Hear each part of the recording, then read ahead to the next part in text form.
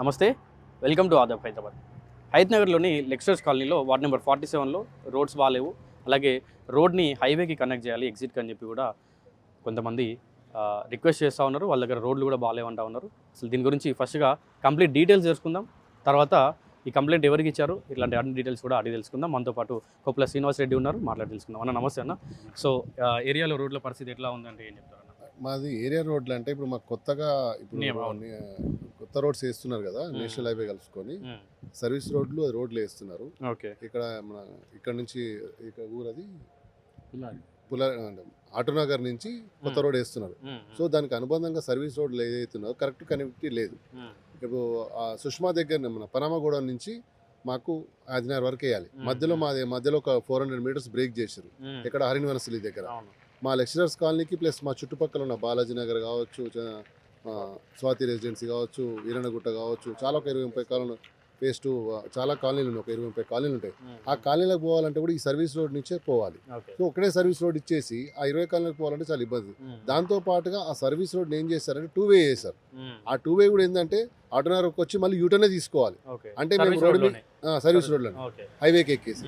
So మేము suppose నేను lecturers colony నుంచి నేను ఒకవేళ దిశనగర్ పోవాలనుకుంటే ముందు 2 కిలోమీటర్ రావాలి, మళ్ళీ 2 కిలోమీటర్ తీసుకొని యూటర్న్ తీసుకోవాలి. సో దాని మెయిన్ ప్రాబ్లం. దానికి ఇంకోటి ఏంటంటే మా ఎగ్జిట్ కూడా అంటే మా కాలనీ నుంచి బయటికి రావడానికి కూడా ఏదైతే పోచమ్మ టెంపుల్ దగ్గర ఇచ్చారో ఎగ్జిట్, అక్కడే ఆర్టీసీ బస్సులు టర్న్ అవుతాయి. ప్లస్ ఆ 20 కాలనీలకు ఇక్కడ మిస్ అయిన వాళ్ళు అక్కడ నుంచి లోపలికి పోవాలంటే అక్కడ ట్రాఫిక్ జామ్ అవుతుంది. దాంతో పాటుగా చాలా మందికి కొందరు కాళ్ళినాయి, కొందరు చేతులు, కొందరు ప్రాణాలు కూడా పోయినాయి దాంట్లో.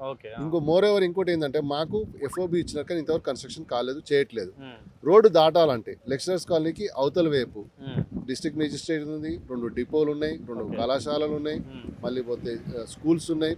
వీటిని అటు ఇటు పోవడానికి అంటే చుట్టుపక్కల ఉన్న గ్రామీణ ప్రాంతాల నుంచి వచ్చేవాళ్ళు హైత్ నగరే హబ్ లాగా ఉంటుంది. మా యొక్క హైత్ నగర్ ఇది లెక్చరర్స్ కాలనీ, ఎందుకంటే అక్కడ నుంచి డిపో స్టార్ట్ అవుతుంది. సిటీకి పోవాలన్నా మంచి స్టాప్, అది హబ్ లాగా ఉంటుంది.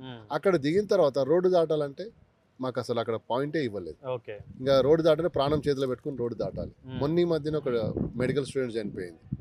అది జరిగిన తర్వాత కూడా మాకు రోడ్ ఇంతవరకు ఇంకా అక్కడ ఒక పెడెస్ట్రియన్ కానీ లేకపోతే జీబ్రా క్రాసింగ్ కానీ మేము ఏదైనా ఒక 6 minutes ఇట్లా ఆగుతుంది, అలాంటిది ఏమన్నా ఇవ్వట్లేదు. దానికి తోడు ఏంటంటే రోడ్డుకు అటువైపులో ఇటువైపులో పండ్ల బండ్లు పెడుతున్నారు, రోడ్డు క్రాస్ చేయడానికి కూడా వీల్లేదు. ఇక యువకుల పరిస్థితి ఇలా ఉందంటే సీనియర్ సిటిజన్స్ అయితే చెప్పుకోలేని పరిస్థితి. అక్కడ నుంచి రోజు కొన్ని వేలాది మంది పోతుంటారు. ఇది మన సాఫ్ట్వేర్ ఇంజనీర్స్ కావచ్చు, మామూలు గవర్నమెంట్ ఎంప్లాయీస్ కావచ్చు, స్కూల్ విద్యార్థులు కావచ్చు, చాలా ఇబ్బందులు. ఈ సమస్యపై మొన్న ఈ మధ్యన మేము రాస్తారోకో కూడా చేసాము, హైవే నిర్బంధం చేసాము, మా నిరసన తెలిపాము. ఆ నిరసన రోజు ఏంటంటే ఎఫ్ఓబి ఇస్తామని చెప్పారు. ఇంతవరకు ఇంకా ఎఫ్ఓబి రాలేదు. ఆ విషయం పైన ధర్మారెడ్డి గారిని, నేషనల్ హైవే అథారిటీ ఉంది కదా, నా ధర్మారెడ్డి గారిని కలిసి సానుకూలంగా స్పందించారు.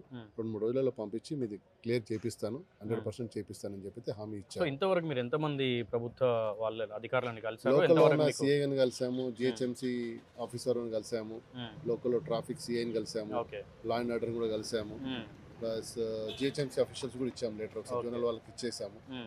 ఎలా ఉంటుందో చూడాలి. ఇప్పుడు సో ఇప్పటి వరకు ఏం చెప్పారన్న మీకు? అంటే ఇప్పటిలోపు చేస్తామని అయితే చెప్తున్నారు. అంటే మీకు ఏమైనా 3-4 days లో చూడాలి మరి ఈ వీక్, ఈ 3-4 days లో ఆఫీసర్ పంపిస్తా అంటున్నారు. చూస్తాం, అది ఆఫీసర్ పంపించేసి. ఎఫ్ఓబి నిన్నే పంపించాం, స్టార్ట్ కావాలి అయ్యి ఉంటుంది అంటుండే, మాకైతే కనిపించలేదు. అంటే నైట్ టైంలో చేసినామో తెలియదు, చూస్తే తెలుస్తుంది. అంటే ఆల్రెడీ ఇంతకుముందు మీరు నిరసన కూడా చేసినాము దీనివల్ల అని చెప్పి చాలా 2 గంటల నిర్బంధం అయింది. ఆ యొక్క చేసిన రోడ్డు రాస్తారోకని చూస్తే మన వెంకటరెడ్డి గారు, మినిస్టర్ కోమటిరెడ్డి వెంకటరెడ్డి గారు ఆన్లైన్ అంటే మన లైవ్ వచ్చిన న్యూస్ చూసి నేను 100% చేసింది, చాలా స్పందించారు. మాకు చాలా బాగా అనిపించింది. కానీ ఆచరణలో మాత్రం ఇంతవరకు జరగలేదు. ఇంకా ఆచరణలోకి ఎఫ్ఓబి అనేది రాలేదు. ఎందుకంటే సర్వీస్ రోడ్ అందరికీ ఉపయోగమే, కానీ ఎగ్జిట్ లేకుంటే ఎట్లా? 4 కిలోమీటర్లు పోయి యూటర్న్ తిరగాలంటే కష్టం కదా. సరైన సూచికలు లేవు. ఒకవేళ 2 వే ఇస్తున్నారు మాకు సర్వీస్ రోడ్, మరి సూచికలు ఉండాలి కదా. లెఫ్ట్ పోవాలి, రైట్ పోవాలి, ఇది బస్ స్టాప్, అది పెడెస్ట్రియన్, అది కూడా ఇవ్వలేదు. సో దాని గురించి కూడా చెప్పాము. అది ట్రాఫిక్ వాళ్ళకి చెందుతుంది, ట్రాఫిక్ తోటి కూడా ఒకసారి మాట్లాడతామని చెప్పారు. చూస్తాము, ఒక 2 days వెయిట్ చేసి మళ్ళీ మా యొక్క 20-30 కాలనీల వాసులు అందరం ఉన్నాము, మళ్ళీ ప్రత్యేక కార్యాచరణ చేసుకుని మళ్ళీ ముందుకు వెళ్తాం.